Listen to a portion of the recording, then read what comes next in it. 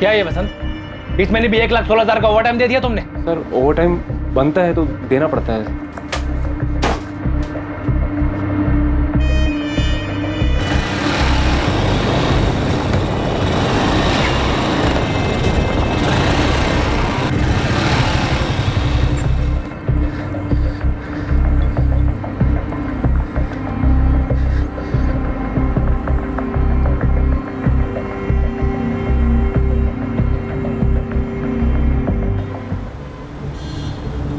Bike का number क्या है?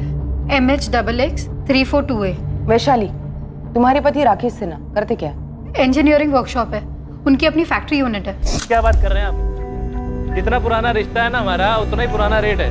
हाँ केडिया साहब, आप चिंता मत कीजिए, आप चिंता मत कीजिए। आज शाम तक आपका ऑर्डर आपके गोडाउन में पहुंच जाएगा। Thank you. काला नंबर 12/330, चित्रे इंडस्ट्रियल एस्टेट, वसई। जी। बिजनेस में किसी के साथ कोई दुश्मनी या फिर कोई धमकी वगैरह? नहीं मैम, मुझे तो कभी कुछ बताया नहीं। कोई लोन या फिर कोई बड़ा घाटा? बिल्कुल नहीं मैम, उल्टा काफी अच्छा चल रहा है उनका। अभी हमारी 5वीं एनिवर्सरी के लिए आपने ज्वेलरी बनाई, साड़ियाँ भी खरीदी। ये बताओ, ये सोने का हार तुम्हें पसंद तो आया ना? क्या राकेश रोज इतने सुबह ही अपनी वर्कशॉप चले जाते हैं? नहीं, ज्यादातर सुबह 9 बजे निकलते हैं और शाम को 5 बजे तक लौट आते हैं। लेकिन कल रात एक फोन आया था। नहीं, तुम कल सुबह 7 बजे ऑफिस में मिला मुझे। कोई अगर मगर नहीं सुनूंगा। आ जाना चुपचाप। किससे बात हो रही थी? ये मुझे नहीं पता, लेकिन राकेश बहुत टेंशन में लग रहे थे। क्या हुआ, सब ठीक तो है ना? सुबह 7 बजे ऑफिस के लिए निकलूंगा मैं, नाश्ता करके जाऊंगा। क्या हुआ राकेश? राकेश!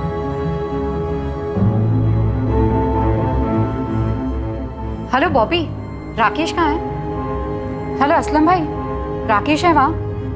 राजू, तेरे राकेश साहब से बात करा जरा। शैलेश, राकेश का फोन ऑफ है क्या? सब कह रहे थे कि उस दिन राकेश वर्कशॉप आए ही नहीं। ऐसा पहले कभी नहीं हुआ मैम। देखिए, हमने ऐसे भी केसेस देखे जहाँ पर इंसान काम से बाहर चला जाता है, उसका फोन खराब हो जाता है या स्विच ऑफ हो जाता है। अभी तो सिर्फ 9 बजे, शायद देर रात तक लौटा है। हम अपनी तरफ से काम शुरू करें, कुछ खबर मिलती है आपको बता देंगे। Okay ma'am. सर, राकेश की CDR मंगवाई है और उसके बाइक के लिए लुकआउट जारी किया है। अपहरण? उसकी वाइफ कह रही थी सब अच्छा चल रहा है, ज्वेलरी पे ज्वेलरी खरीदी जा रही थी। और छोटे व्यापारियों का किडनैपिंग का सीजन भी चल रहा है इस वक्त। अरे अरे, कौन हो? अरे क्या चीज है? कहाँ ले जा रहे हो मुझे? लेकिन सर, जनरली ऐसे केसेस में किडनैपिंग के तुरंत बाद फिरौती का कॉल आता है। शायद अब आ जाए। स्वाति, राकेश का लैंडलाइन नंबर टैप करो और उसके घर पे सर्वेलेंस लगा दो। सर। नंबर 2, हत्या। कोई पुरानी दुश्मनी या कोई पुराना प्यार?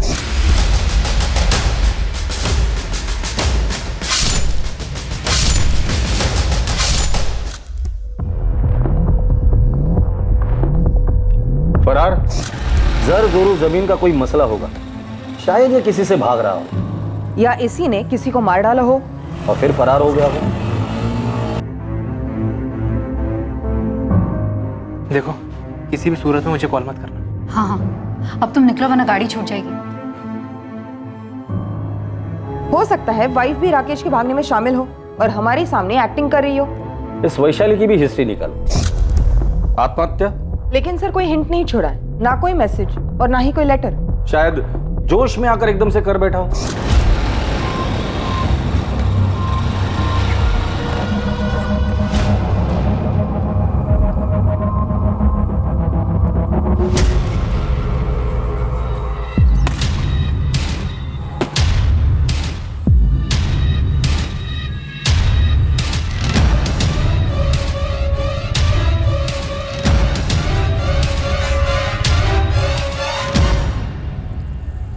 सर, मैं खबरियों से कहकर सारी पर्सनल डिटेल्स निकलवाती हूँ। ऑफिस में जाकर जितने भी लोग हैं सबसे बात करो और हर एक का स्टेटमेंट रिकॉर्ड करो। सर, जवान आदमी, बिजनेस अच्छा चल रहा है, खूबसूरत पत्नी, आत्महत्या का एंगल मुझे सबसे वीकेस्ट लगता है। स्वाति, कुछ पिंजरे ऐसे होते हैं जो दिखाई नहीं देते, सिर्फ उस पंछी को पता होता है कि उस पर क्या बीत रही है। क्या राकेश सिन्हा किसी ऐसे पिंजरे में कैद था जिससे निकलने का रास्ता सिर्फ आत्महत्या थी? और क्या सिर्फ राकेश पिंजरे में कैद था या और भी लोग थे जो अपने अपने पिंजरों में तड़प रहे थे?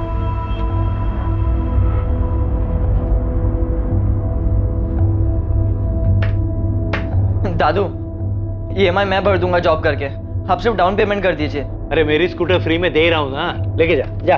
अरे दादू 30 साल पुरानी स्कूटर है, वो भी आपने सेकेंड हैंड खरीदी थी। इससे तो मैं कॉलेज में क्या इस टूटे फूटे घर के कमरे से दूसरे कमरे में ना लेके जाऊँ। सब बैठे बैठे मिल रहा है ना, इसलिए कदर नहीं तुझे ओमकार। तुझे मालूम है ना ये घर तुझे मिलने वाला है, फिर भी उसे टूटा फूटा कह रहा है। इससे तो मैं घर ही ना बोलूं, पिंजरा है पिंजरा।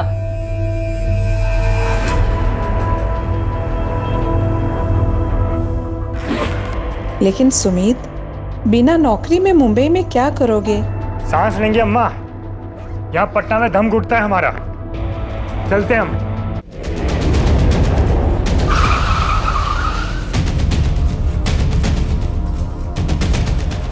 मैडम मैं राकेश सिन्हा का मैनेजर हूँ। मैम मेरा नाम बॉबी पिंटू है। ये राजू माने, शैलेश कोटियान और असलम दलवाई ये हमारे परमानेंट वर्कर्स हैं। बाकी कुछ कारीगर हैं जो डेली वेजेस पे काम करते हैं और ड्राइवर वगैरह तो कॉन्ट्रैक्ट पे हैं। आपका परमानेंट स्टाफ इतना ही है? नहीं मैम, हमारे अकाउंटेंट है वसंत प्रधान जी जो आज आए नहीं है। क्यों? उनका मैसेज आया था, उनकी तबीयत खराब है। और कल आप में से किसी ने भी आपके बॉस राकेश सिन्हा को नहीं देखा? नहीं मैम। ठीक है, अब सभी लोग अपना नाम, घर का पता और नंबर इस हवलदार साहब के पास लिखवाएंगे। बॉबी क्या कोई माजरा था? राकेश घर से टेंशन में निकला था। मैम घर का कुछ हो तो पता नहीं, बाकी बॉस को ऑफिस में कुछ कॉस्ट कंट्रोल को लेके परेशानी थी। 2-3 महीने से कुछ ओवर टाइम का इशू था। बाकी ये सब तो हर कारखाने में होता है। मैडम राजू मानू कुछ कह रहा है। हाँ बोलो। कल जब मैं काम पे आ रहा था ना, तो हमारे अकाउंटेंट साहब दिखे थे मुझे। उनकी तबीयत तो बिल्कुल ठीक थी, लेकिन बहुत ज्यादा गुस्से में और परेशान लग रहे थे। और प्रधान साहब क्या हालचाल? ये ऑफिस जाने के बजाय यहाँ का बैठे हो आप? अरे बाहर में क्या ऑफिस? क्या हुआ? नौकरी छोड़ दी मैंने, अभी जो होगा तो देखा जाएगा। देखो भाई प्रधान साहब, ये एकदम अचानक से क्या हुआ? क्या बात है, क्या हुआ? एक बात सुन ले, दूसरों का खून चूसे बगैर कोई अमीर नहीं बन सकता, कोई नहीं बन सकता। ये बात तूने मुझे पहले क्यों नहीं बताई? सर मुझे लगा कि ऐसे टेंशन में बोला होगा, और वैसे भी उन्हें बीपी की तकलीफ है। बॉबी, ये वसंत प्रधान रहते का है? कुछ पता चला मेरे पति का? अभी तक तो नहीं, लेकिन हम लोग यही पता करने में लगे हुए हैं। हम आपके लैंडलाइन की टेपिंग के लिए आए हैं। अगर किडनैपिंग हुई है तो फिरौती के लिए कॉल कभी भी आ सकता है। अंदर आ जाए हम लोग। जी जी आइए।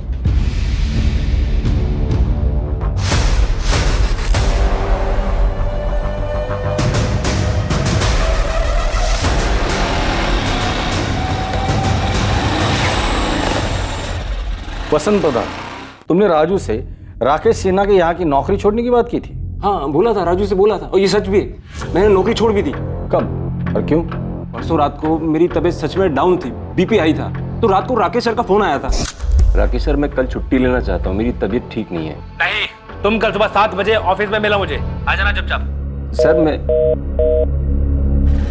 दूसरे दिन यानी कल सुबह 6:55 को ही मैं जब ऑफिस पहुंचा, राकेश सर पहले ही आ चुके थे, और मुझे पहले से ही मालूम था कि उन्हें किस बात का गुस्सा था।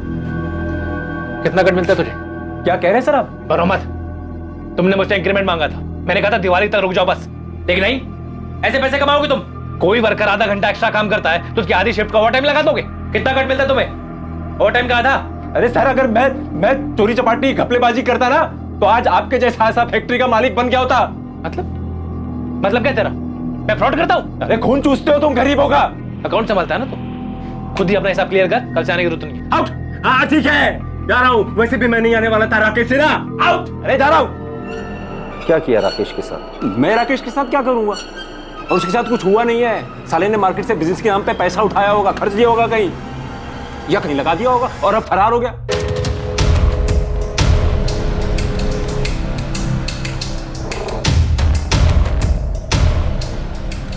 Madam phone tapping team Vaishali Sinha के साथ है। अभी तक फिरौती के लिए कोई कॉल नहीं आया। फोन पे नहीं, कोई खुद मांग लेकर जा सकता है। घर पे नजर रखो सर। राकेश सिन्हा के फोन रिकॉर्ड्स, उसका फोन स्विच ऑफ हुआ था 7:30 बजे। लोकेशन? उसका ऑफिस। वो ऑफिस में था। तब से क्या मैं झूठ बोल रहा हूँ? मैंने एक पैसे का झूठ नहीं बोला है सर, मैं कभी झूठ नहीं बोलता। और झूठ बोलता तो आज बड़ा आदमी बन गया होता मैं। अभी मैं जाऊं? मेरा सर फट रहा है। ठीक है जाओ। मैंने इस वसंत के पीछे एक आदमी लगाया है और इसकी सीडीआर मंगवाई। स्वाति, इस राकेश के बाकी 4 एम्प्लॉय, राजू माने, शैलेश कोटियन, असलम दलवाई और मैनेजर बॉबी पिंटू, इन्होंने जो स्टेटमेंट दिया था वो वेरीफाई किया? जी सर, लेकिन शक करने लायक कुछ नहीं निकला। मैंने सबकी सीडीआर मंगवाई। अकाउंटेंट वसंत प्रधान को लगता है कि लेनदारों से बचने के लिए ये राकेश भाग गया होगा। सर ऐसा भी क्या लोन जिसके लिए वो अपनी फैक्ट्री, वाइफ, घर सब छोड़कर भाग जाएगा? लोन नहीं तो लव अफेयर होगा, और लव में वैसे भी लॉजिक की कोई गुंजाइश होती कहाँ है। प्यार में तो लोग भागते हैं, भगाते हैं, मरते हैं, मार देते हैं फिर उसी को प्यार भी कहते हैं।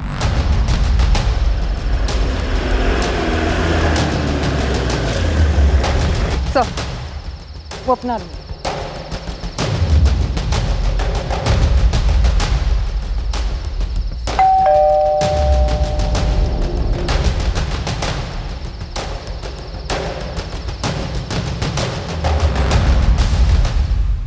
अफेयर मेरे हस्बैंड का?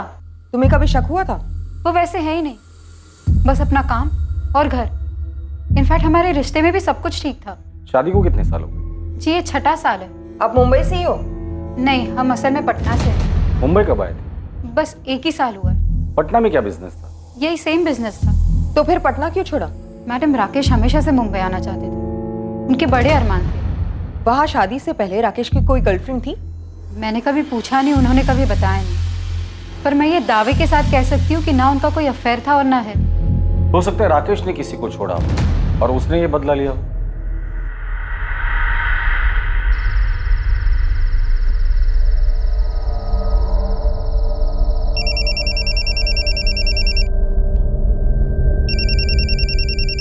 उठाए मैडम और उसे बातों में लगा के रखिए। हेलो, सुमित बोल रहा हूँ। कौन सुमित? कौन हो आप और मेरे पति कहाँ हैं? Hello hello,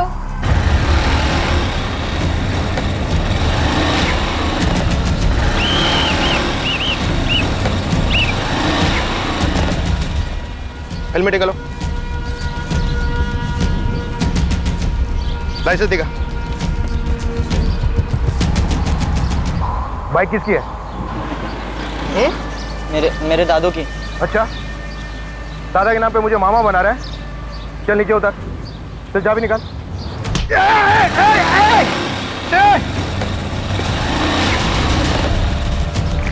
control room, red alert वाली motor bike number MS XX 342 थाने गुरुजी रोड की तरफ गई है।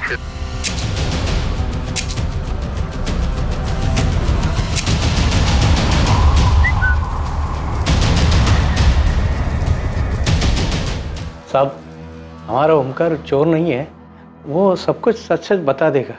ओमकार बोल। नहीं दादू, मैं एक तरफ से चोर ही हूँ। अरे क्या बोल रहा है तू?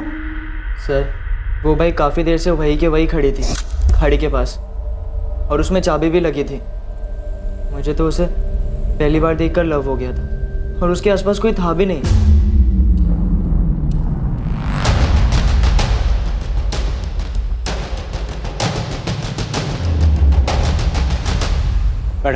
मैडम मेरे पोते को माफ कर दीजिए, मेरा और कोई सहारा नहीं है। एक्चुअली मैम, मैं 2-3 दिन चलाकर यही छोड़ने वाला था, वापस रख तो नहीं सकता था मैम। Ma'am please, sorry. तो फिर ली क्यों तूने? तू आगे जाके जॉब करके लोन पे बाइक ले सकता था। उसमें टाइम लगता है ना मैम, और मुझे खाई थी। सर को बोल के छोड़ दो ना ma'am, please. Sir Swati, accountant Vasant का कहना है कि उसके सेठ राकेश ने मार्केट से पैसे उठाए होंगे। मुझे लगता है टेंशन में आके बाइक वहां खड़ी कर यहाँ से कूद गया हो। सर ड्राइवर्स को काम पे लगा देते हैं। और पटना पुलिस फोन करके पता करो कि इस आदमी की माली हालत क्या थी। हो सकता है 1 साल पहले कर्जदार से बचने के लिए वो मुंबई शिफ्ट हुआ हो। जी सर, मैं आज ही बात करती हूँ पटना पुलिस से। सर इस लड़के का क्या करें? माइनर है, सॉरी बोल रहे हैं। दादाजी का इसके अलावा और कोई नहीं है। 17 वर्षीय ओमकार कदम को पुलिस ने वार्निंग देकर और अंडरटेकिंग लेकर जाने दिया, लेकिन केस खत्म होने तक उस पर नजर रखने के ऑर्डर्स भी दिए गए। दूसरी तरफ पटना से राकेश के अतीत से जुड़े कई सुराग मिलने वाले थे, जो कि इस केस की नींव थे। और तीसरी ओर पुलिस के डाइवर्स के हाथ कुछ ऐसा लगने वाला था जो इस केस को एक नई दिशा देने वाला था। लेकिन अहम सवाल अब भी यही था कि क्या राकेश सिन्हा ने वाकई में आत्महत्या की थी?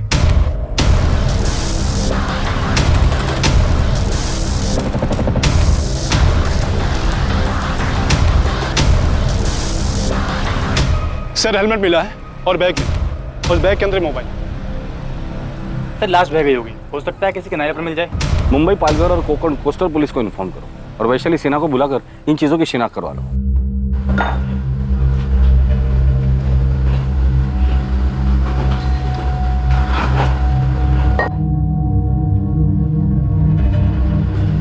अरे असलम भाई,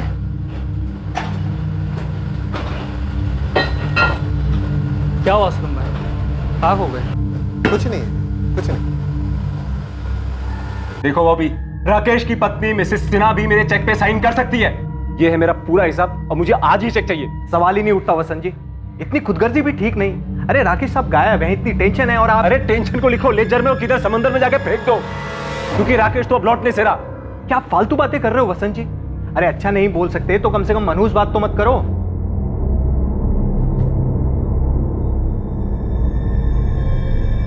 क्या हुआ, कुछ कहना चाहता है? ओमकार, मैं तेरे बाप का भी बाप हूं, मुझे मालूम है तू कुछ कहना चाहता है, कुछ छुपा रहा है मुझसे। पुलिस ने बड़ी मुश्किल से माफी दी, बोल क्या बात है? मैं जरा बाहर घूमने जा रहा हूँ, स्कूटर ले जाऊं? हाँ ले जा। देखो ओमकार, तूने गलती की, उसकी माफी भी मिल गई, लेकिन जिंदगी भर ऐसा कोई काम नहीं करना जिसकी वजह से तेरे मरे हुए माँ बाप को ठेस पहुंचे और मेरी सारी मेहनत जाया हो जाए।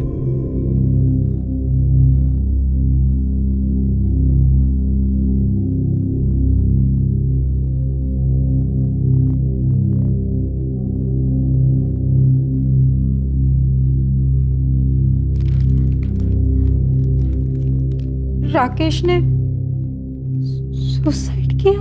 कंफर्म नहीं है, पर इस वक्त इसी चीज की संभावना काफी है। पर क्यों? और उनकी बॉडी? देखिए, बॉडी आज कल परसों शायद हफ्ते भर में मिल भी जाएगी, लेकिन हमारे लिए ये जानना जरूरी है कि राकेश ने आत्महत्या क्यों की, ऐसी कौन सी मजबूरी थी, और आपको उसके लिए हमें कोऑपरेट करना पड़ेगा। क्या उन्होंने मार्केट से बहुत बड़ी रकम उठाई थी? ऐसा कुछ नहीं था सर, मैं आपको बता चुकी हूँ, सब सही चल रहा था और अब ये सब। आप श्योर हैं ये सब सामान आपके पति राकेश का ही है? जी मैम, मुझे विश्वास नहीं हो रहा कि मेरे पति सुसाइड कर सकते।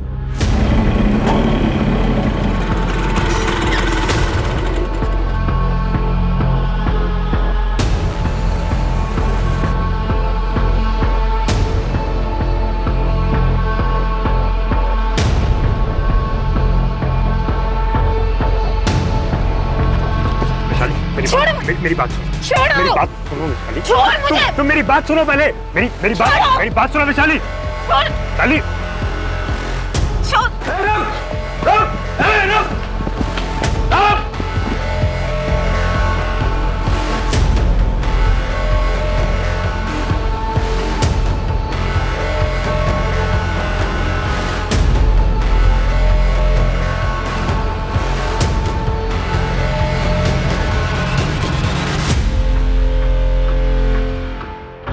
मैनेजर बॉबी, वर्कर्स राजू, शैलेश और असलम और अकाउंटेंट वसंत, सबके सीडीआर आ गए, स्कैन किए गए, लेकिन शक करने लायक कुछ नहीं निकला।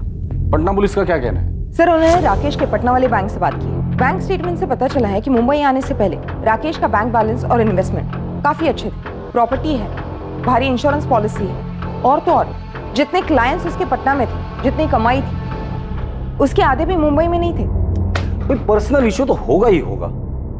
वहां के खबरियों का क्या रिपोर्ट है? अपने माँ बाप का इकलौता बेटा था राकेश। माँ बाप काफी पहले गुजर गए थे और रिलेटिव्स ऐसे कोई था नहीं। पटना में जहां वो रहता था वहां उसका कोई दोस्त पड़ोसी होगा ही होगा। सर, जैसे यहाँ के पड़ोसियों ने बताया, खुश थे दोनों एक साथ वगैरह। वहाँ के पड़ोसियों ने भी यही कहा, सिवाय एक बूढ़ी औरत की। ये बताओ, तुम जानना क्यों चाहती हो? ऐसे ही मौसी, मुझे सब पता है, अखबार में भी पढ़ती हूँ। वो राकेश सिन्हा गायब हो गया ना? जब वो दोनों आपके किराएदार थे, राकेश और उसकी पत्नी वैशाली। हाँ, राकेश और वैशाली, उन दोनों के बीच कुछ माजरा था क्या? मतलब अचानक से बसा बसाया घर और बिजनेस छोड़ के मुंबई क्यों चले गए? मुंह छुपाने। मुझे एक अरसे से शक था कि दाल में कुछ काला है। लोग कहते हैं कि बुढ़ापे में आंखें और कान कमजोर हो जाते हैं, लेकिन मेरे साथ तो उल्टा ही हो गया था।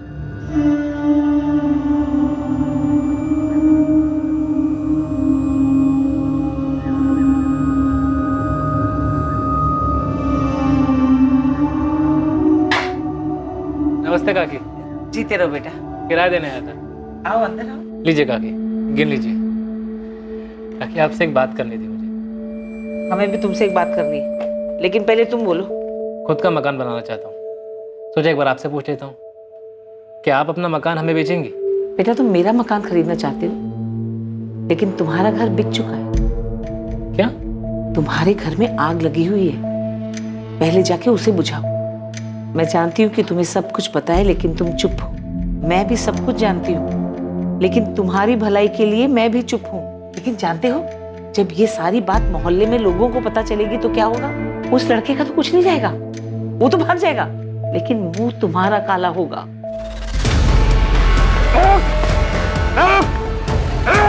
हमसे बच के नहीं जा सकता साले।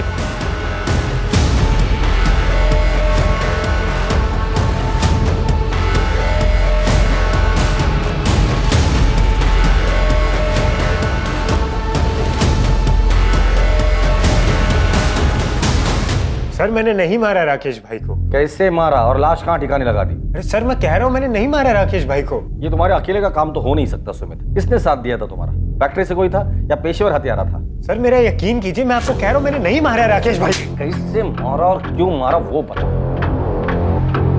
हाँ अफेयर हुआ था सुमित के साथ। हुआ था या अभी भी चल रहा है? तुमने और सुमित ने मिलकर राकेश को ठिकाने लगा दिया? नहीं मैम, मैं तो सुमित को पूरी तरह से भुला चुकी थी।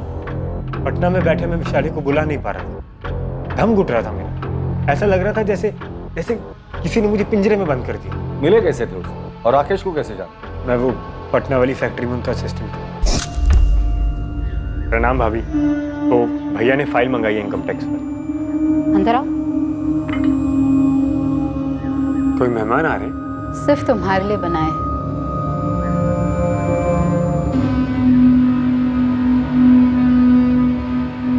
हमारे बीच में पहले दिन से एक आकर्षण था। मेरे साथ भाग चलोगे? कहाँ? जॉगिंग? आजाद करो मुझे इस पिंजरे से। कौन सा पिंजरा? अरे सब कुछ तो है तुम्हारे पास। सब कुछ होकर भी मेरे पास कुछ नहीं था, पर मुझे पता था कि सुमित ये बात कभी नहीं समझेगा। वो अफेयर बस जरूरत से निकली, मेरी ये गलती थी। ऐसे क्या जरूरत आ पड़ी कि तुमने अफेयर किया?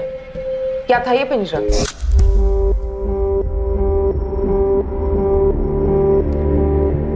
कम से कम मेरी तरफ देखो तो सही राकेश। ऐसे पीठ दिखाने से तो प्रॉब्लम हल नहीं होगी ना। कौन सी प्रॉब्लम है शाली? कौन सी प्रॉब्लम? यही कि मैं तुमसे दिल से प्यार करता हूँ, दिन रात हमारे भविष्य के लिए मेहनत करता रहता हूँ। विशाली ठीक है ना, बच्चा नहीं हो रहा है तो 1-2 साल में हो जाएगा। बात सिर्फ बच्चा होने ना होने की नहीं है, वो अलग मसला है। मसला है इस बेडरूम का, जो तुम्हारी और मेरी दोनों की खुशी के लिए बना है। 4 साल से कह रही हो राकेश, डॉक्टर के पास चलते बात करते हैं किसी से। विशाली तुम्हें क्या बात करनी है किसी डॉक्टर से? क्या कहना है किसी को? यही कि हम दोनों के बीच में संबंध बेहतर कैसे कर सकते हैं, कैसे खुश रह सकते हैं, एक दूसरे को सैटिस्फाई कैसे कर सकते हैं। विशाली मैं सेटिस्फाई हूँ, तुम्हें क्या चाहिए मुझे समझ में नहीं आ रहा है। तुम हमारी प्राइवेट जिंदगी की दुनिया में नुमाइश क्यों करना चाहती हो? कौन सी प्राइवेट जिंदगी?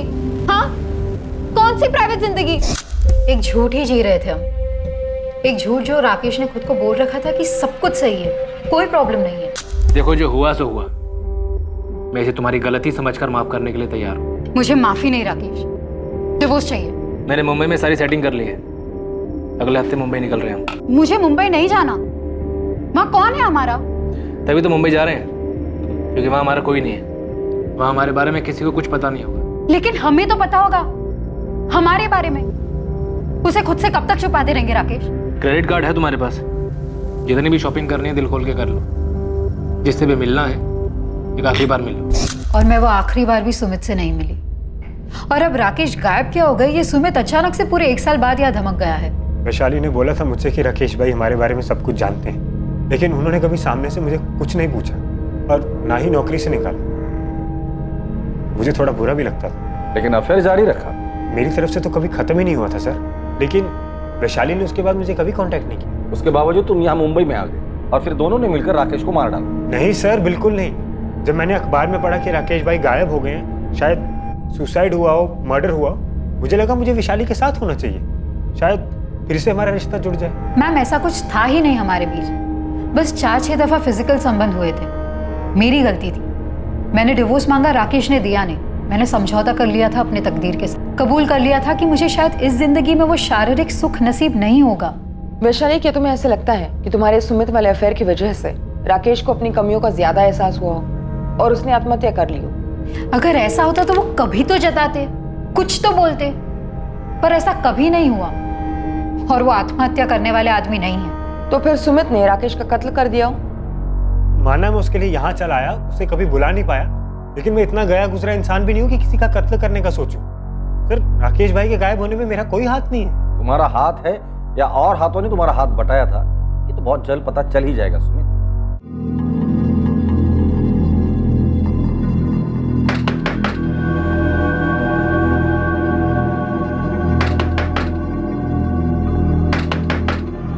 ए ओमकार,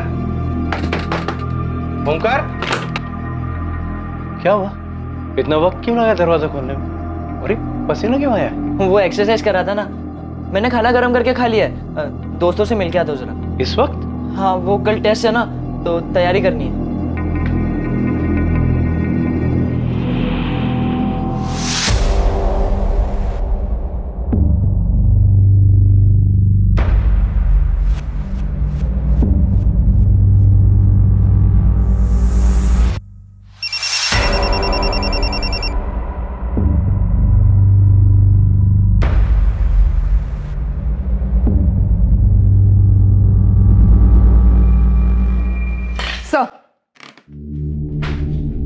मैंने पटना पुलिस से कंफर्म किया, सुमित 4 अक्टूबर को पटना में ही था। एक्चुअली स्वाति, मुझे तुम्हारे लॉजिक में दम लगता है। भले इस राकेश ने सुमित और वैशाली के अफेयर को माफ करने की बात की हो, लेकिन ये राकेश अंदर ही अंदर घुट रहा होगा, अपने सेक्सुअल प्रॉब्लम को लेकर डिप्रेस हुआ हो और कूद गया हो। सर, दरअसल मैं अपनी थियोरी को डाउट कर रही हूँ। मैं सोच रही थी कि शायद ये वैशाली झूठ बोल रही हो, वैशाली और सुमित ने मिलकर ही राकेश को मार डाला हो, इसलिए मैंने दोनों की सीडीआर मंगवाई है। शायद ये सुमित ने पटना से ही कत्ल करवाया होगा। सर वो लड़का आया है, बाइक चोर ओमकार कदम। किसका नमकीन है ये? मेरा है सर। इस पर खून किसका है और ये हमें क्यों दिखा रहे हो? वो मैंने आप लोग को बाइक के बारे में पूरी बात नहीं बताई थी, एक बात छुपाई थी।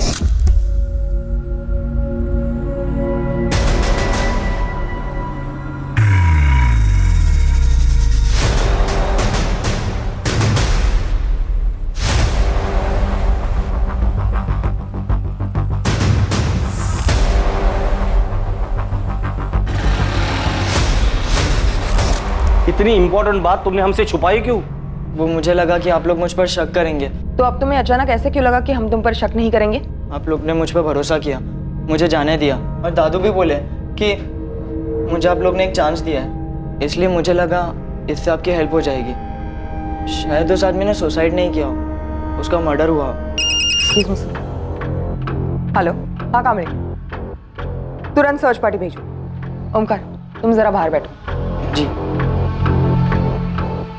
सर, राकेश का लोडर असलम दलवाई आज दिन भर से घर से नहीं निकला, और जब नजर रखने वाले बंदे दरवाजा तोड़कर अंदर गए तो घर पे कोई नहीं था और पीछे की खिड़की खुली थी।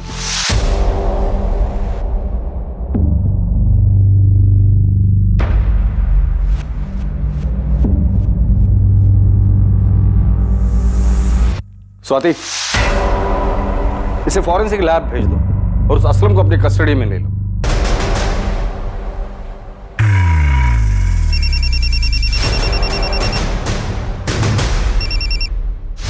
क्या है बसंत जी? अरे मुझे मेरे पैसे कम मिल रहे हैं। ये लगभग साबित हो चुका था कि राकेश सिन्हा का कत्ल किया गया था, लेकिन यह कत्ल किया क्यों गया, इसके पीछे का मकसद क्या था, इसके पीछे आखिर था कौन, इन सवालों के जवाब मिलने अभी बाकी थे। इस कत्ल की हकीकत सामने आने के लिए असलम दलवाई का हाथ लगना जरूरी था। असलम भाई? नहीं मैडम, एकदम गाय आदमी है, वो क्यों सर का मर्डर करेगा? और असलम भाई का कभी किसी के साथ पंगा नहीं हुआ है मैडम, जरूर आपको कोई गलतफहमी हुई। तो फिर ये असलम फरार क्यों हुआ? फोन भी स्विच ऑफ है, उसे पता चल गया था कि हम उस तक बहुत जल्द पहुंचने वाले, इसलिए मौका देखते ही भाग गया। कोई ऐसी जगह पता है जहां वो छुप सकता है? हाँ, उसके गांव का एड्रेस है हमारे पास। हमने पता किया, वो वहां नहीं है।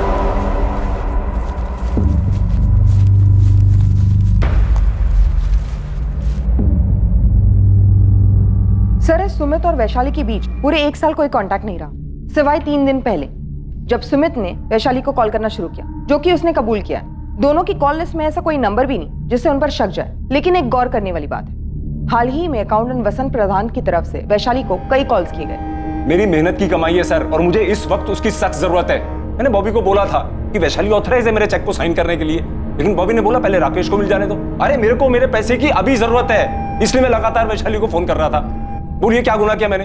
अकाउंटेंट वसंत प्रधान के खिलाफ कोई ठोस सबूत नहीं था, लेकिन यह भी सच था कि 4 अक्टूबर की सुबह सिर्फ एक वही था जिसने राकेश को ऑफिस में देखा था, जिसके बाद राकेश गायब हुआ। पर क्या सच में वसंत ही था जिसने आखिर में राकेश को फैक्ट्री में देखा था?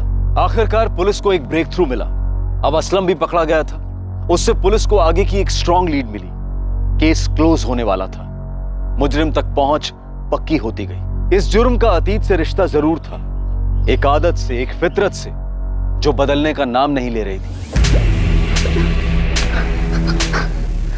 असलम, अब तू खुद बोलेगा या खातिरदारी करी थी? मैंने कुछ नहीं किया। मैंने तो छुप क्यों रहा था तू? मैं डर गया था।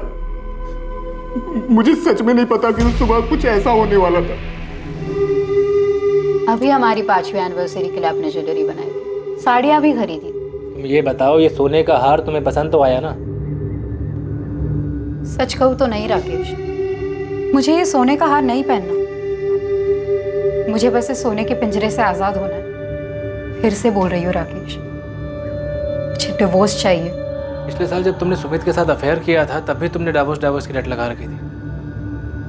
इस बार फिर से अफेयर शुरू किया? नहीं राकेश, मैं तो उसके कांटेक्ट में भी नहीं हूँ। मैं सुमित की बात नहीं कर रहा हूँ वैशाली। इस बार मैंने खुद अपनी आंखों से देखा।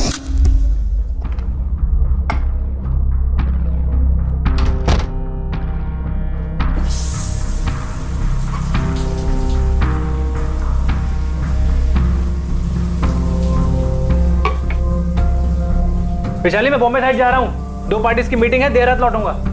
ठीक है।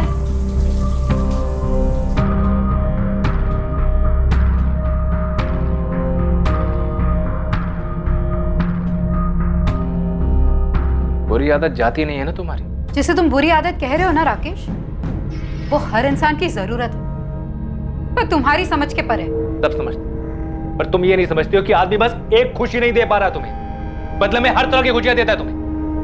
तुम्हारे नाम की एफडी, जमीन, कंपनी में पार्टनरशिप, हर तरफ तुम्हारा नाम लिखवाता हूं मैं।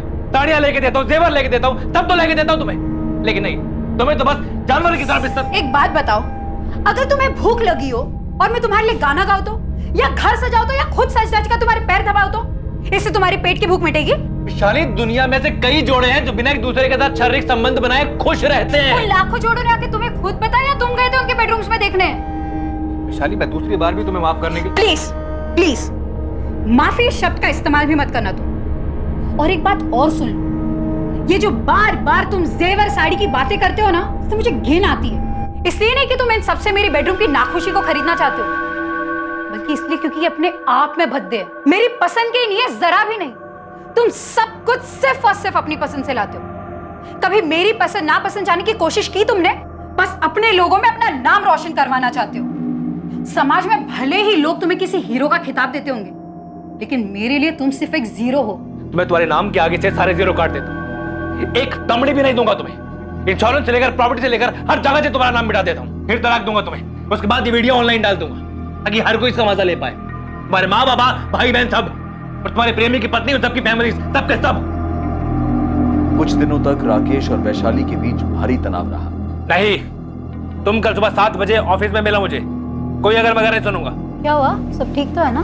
सुबह 7 बजे ऑफिस के लिए निकलूंगा मैं। और आखिरकार वो दिन आ ही गया जब इस साजिश को अंजाम दिया जाने वाला था।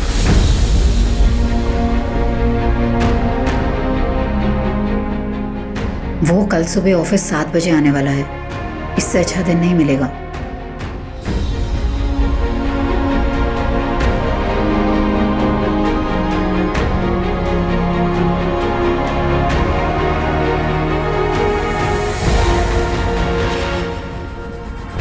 निकल गया।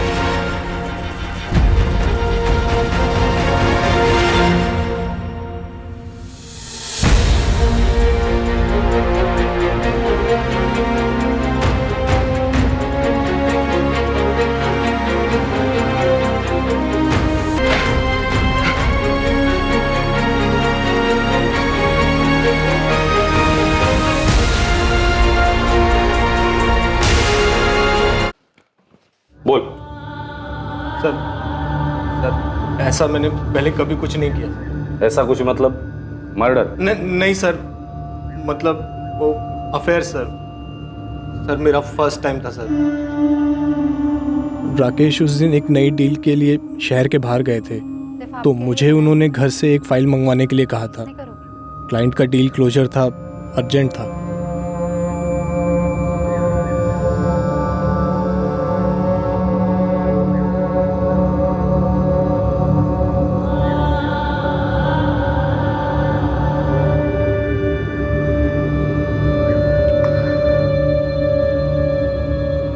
उसे पता चल गया बॉबी। क्या? कभी? काफी दिन हो गए। फिर उसने अभी तक मुझे कुछ बोला क्यों नहीं? वो उसका स्टाइल नहीं है। जो बोलना है मुझे बोल गया है। क्या बोला? यही कि डिवोर्स देने को तैयार है। डिवोर्स? वैशाली मैं शादीशुदा हूँ, मतलब बच्चा ऑन द वे है। तुमसे शादी करने की बात नहीं कर रही हूँ। मैं खुद ऐसा डिवोर्स नहीं चाहती जहाँ वो सारी प्रॉपर्टी, इंश्योरेंस कंपनी, हर जगह से मेरा नाम निकले। और ना सिर्फ मुझे रास्ते पर लाए, पर तुम्हें भी रास्ते पर लाए। मुझे? उसने बेडरूम में कैमरा छुपाया था बॉबी। कह रहा है वायरल कर देगा। तुम्हारी शक्ल, मेरी शक्ल, सब कुछ काफी साफ नजर आ रहा है। अब कुछ नहीं, बस राकेश को मार डालना होगा। क्यों जोक कर रही हो वैशाली? सीरियसली बोलो ना, क्या करना है? मैं मेरी जिंदगी के बारे में कभी जोक नहीं करती बॉबी। हम उसे मार डालेंगे। कंपनी की 50% पार्टनरशिप तुम्हें दूंगी और हमारी बेडरूम की पार्टनरशिप जारी रहेगी जब तक दोनों में से कोई बोर ना हो जाए। ये घर, पटना वाला घर, इंश्योरेंस का पैसा और बैंक में जो कुछ भी है सब कुछ तुम्हें मिलेगा ना? अब आए ना लाइन पर। सारे पैसों का 20% तुम्हें दूंगी। अब बोलो कब और कैसे करना? आज दुनिया से भी जाएगा, सब कुछ तैयार है। हम लोग फ़ोन या एसएमएस पर कभी बात नहीं करते थे, सिर्फ सोशल नेटवर्क पर या मैसेंजर पर, इसलिए आप लोगों की नज़र में कभी नहीं आए। मुझे या वैशाली को पता नहीं था कि राकेश ने अकाउंटेंट वसंत जी को ही बुलाया था मीटिंग के लिए। मेरा प्लान यही था कि उस मीटिंग से पहले ही राकेश को ख़त्म कर दूं, लेकिन वसंत जी जल्दी ही पहुंच गए।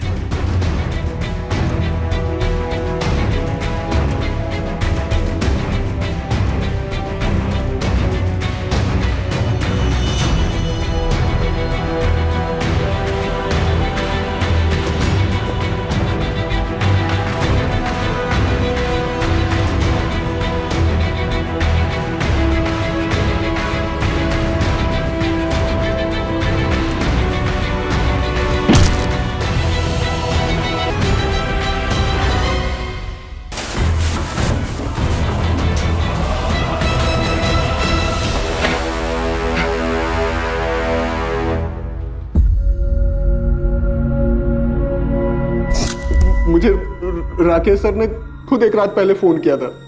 किस बारे में? जी सर। असलम, कल 7:30 बजे आ जाना ऑफिस। जी सर। सर वो किस लिए सर? हमारा काम बढ़ाने का सोच रहा हूँ। पूरा गाला मैनेज कर सकोगे बतौर मैनेजर?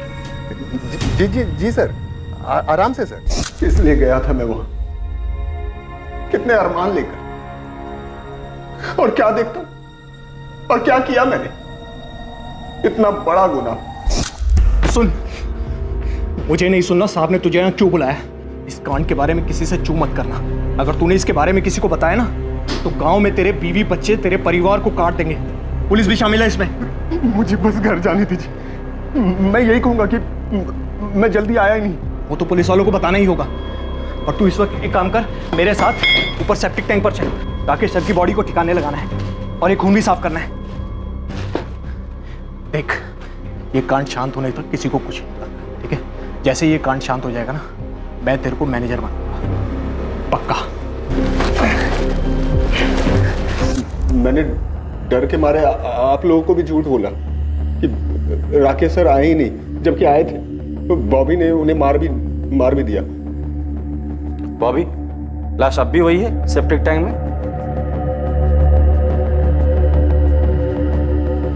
बैग, मोबाइल और हेलमेट नदी में किसने फेंका?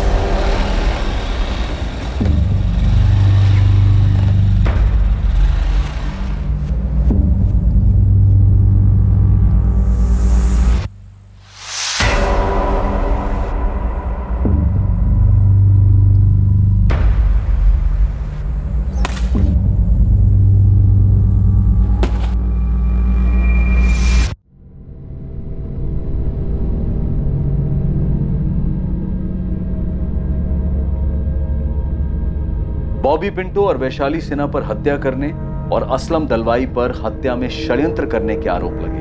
उनके खिलाफ चार्जशीट फाइल हो चुकी। एक बंधन से मुक्त होने के लिए हत्या का सहारा लेने वाली वैशाली सिन्हा अब अपने जुर्म के पिंजरे में हमेशा के लिए कैद होकर रह गई। फोरेंसिक रिपोर्ट से प्रूव हो गया ओमकार के नैपकिन पर मिले खून के ट्रेसेस वाकई में राकेश के ही थे। फोरेंसिक ये भी साबित कर पाई कि बाइक पर भी वही ट्रेसेस हैं और साथ ही बॉबी की उंगलियों के निशान भी मैच कर लिए गए। इस केस में सभी शामिल लोग, पीड़ित, आरोपी, संदिग्धों ने अपने आप को एक पिंजरे में जकड़ा हुआ पाया, पर यह पिंजरा हकीकत नहीं थी। सच तो यह था कि यह पिंजरा दरअसल इन्हीं सब का एक मानसिक दृष्टिकोण था, एक सोच थी जिसे वो बदल नहीं पाए, उसके शिकंजे से निकल नहीं पाए। आरोपी वैशाली की शारीरिक संतुष्टि की याचना बिल्कुल जायज शिकायत थी। हर इंसान को अपने तरीके से जीने का पूरा हक है, पर उसने अफेयर से राहत पाने की कोशिश की और फिर अपने पति की हत्या को अपने पिंजरे की चाबी बनाया। और वजह सिर्फ यही नहीं थी, वैशाली रिहाई के साथ सोने का पिंजरा भी चाहती थी और वो पिंजरा था राकेश की संपत्ति। और इसी के कारण वैशाली के साथ किसी भी किस्म की नैतिक सहानुभूति रखने की कोई गुंजाइश नहीं बनती।